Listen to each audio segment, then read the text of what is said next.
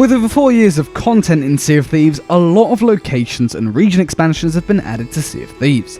And while it's debatable whether we need more or not, today I'm going to be ranking my favourite primary locations in the Sea of Thieves from worst to best in a tier list. So without further ado, let's just get into it. So here we have tier maker open and we have our 11 different primary locations. We have the Sea of the Damned, the Fort of the Damned, the Shores of Gold, Old Sailor Isle, the Shores of Plenty, the Ancient Isles, the Sunken Kingdom, the Sea Dog's Tavern, the Devil's Shroud, the Devil's Roar, and of course the Wild. So we've got our 5 different categories here. So let's kick things off with, well, the first one, the Sea of the Damned. The Sea of the Damned, I'd say just straight off the bat, is a phenomenal region.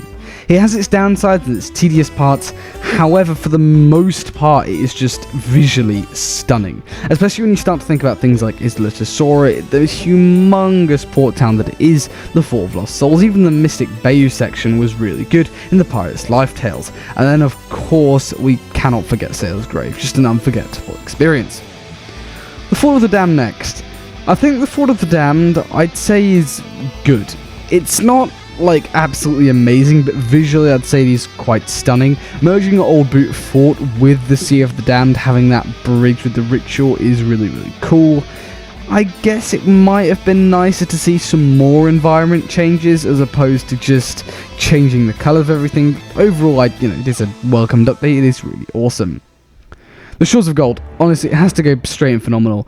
It might be a contender for the best place in the Sea of Thieves, we'll have to see, but overall, massive island, visually stunning. You could argue that sometimes I've heard the argument that it looks a little bit dead almost, like the trees look a little bit unsaturated. I have to disagree personally. I just think overall, it's an amazing place. The first time you play through Shores of Gold, the Tall Tale set, you're like, oh my god, is this really happening? Like, when you break the Shroud and you see this brand new mystical island, it is just phenomenal. Next up, I think we have another phenomenal contender.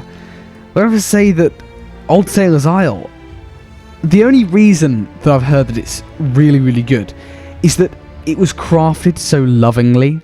People seem to think, oh, why can't all islands be like that? But I messaged one of the devs on Twitter, just said, what's your favourite island? And then I asked about the development of it, and they were like, well, we just had to handcraft it. It took an incredible long time to actually build it up. It has to be a great tutorial island. It's the first impressions of Sea of Thieves, and in some cases what will dictate whether someone logs back onto Sea of Thieves ever again.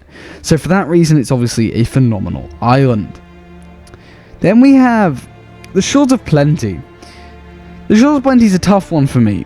Whilst I like it a lot, and it's traditional Caribbean-y, I think I'm going to put it in good. I wouldn't say it's phenomenal. I'd say it has its downsides. What are those downsides? Does it have its downsides? I don't want to put everything phenomenal, that's the thing. I don't know, the Shores of Plenty, it's a really tough one. It has some gorgeous sunsets, don't get me wrong. And like, the atmosphere all around it is really good. I'll put it in good. It's not quite phenomenal, because in phenomenal, I'm going to put the Ancient Isles. The Ancient Isles, the reason why I love it so much is, A, apart from the atmosphere, B, just the rich history it has. Most things in Tall Tales, if it's to do with the Ancients, will happen there. It's where all of the Shores of Gold architecture is for the Sunken Kingdom stuff. I'd prefer to sail in it than any other region. For me, the Ancient Isles I just connect with. I've always loved it, and it might be a bit of an unpopular opinion, but I do just really like it. Then, the Sunken Kingdom. This, again, could be a contender for the best place in the Sea of Thieves. It's going straight in phenomenal. The Sunken Kingdom, I'm in love with. From shrines to treasuries to the Tall Tale stuff, even the Coral Fortress and the Siren Spire.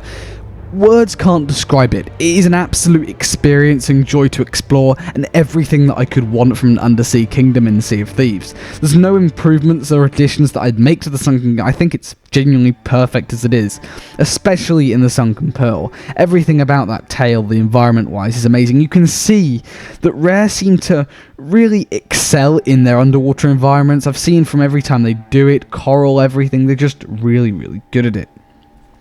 Let's go to the Sea Dog's Tavern next. This, I'd say it's good if in adventure you were able to explore the inside. I'm going to put it in okay because obviously you can't explore the inside now as of recording this video because of the arena being closed. So it's not quite good. The Devil's Shroud, I mean, I don't even know why I put it on the list, really. Terrible. I mean, it's never going to be much, but I mean, it's the thing that surrounds the Sea of Thieves, the Shroud. It's a red, eerie goo that no one really likes. Yeah. Alright, unpopular opinion next. Really unpopular opinion. The Forsaken Shores, or the Devil's Roar, a lot of people seem to not like. I'm not quite sure why. I get it's annoying there with the volcanoes and everything, and that especially considering it's lackluster in loot, they really need to update the old voyages there. They've done the Gold Hoarder vaults, they've made them ashen, but stuff like the Ghost Ship voyages, the Merchant Wrecks, heck, I'd even love to see an ashen version of the Legend of the Veil in there. It's not quite reaching the standard of all the other content being added to Sea of Thieves, especially with stuff like Sea Forts and the Sunken Kingdom. They just weren't added to it. But that being said, it's always a pleasure to go there. It's not something that I immediately react to and want to do, but when I do go there, I have an absolute blast. It's not going to be okay, it's going to be going in good. I know a lot of you will probably put it in terrible, but I think it's good. It was a really unique addition, especially with volcanoes. Dynamic weather is something that always excels in games, especially Sea of Thieves. Definitely needs a lot more of it. Then our final place before we move on to the best place in the Sea of Thieves, the Wilds. A lot of people, again, hate this region.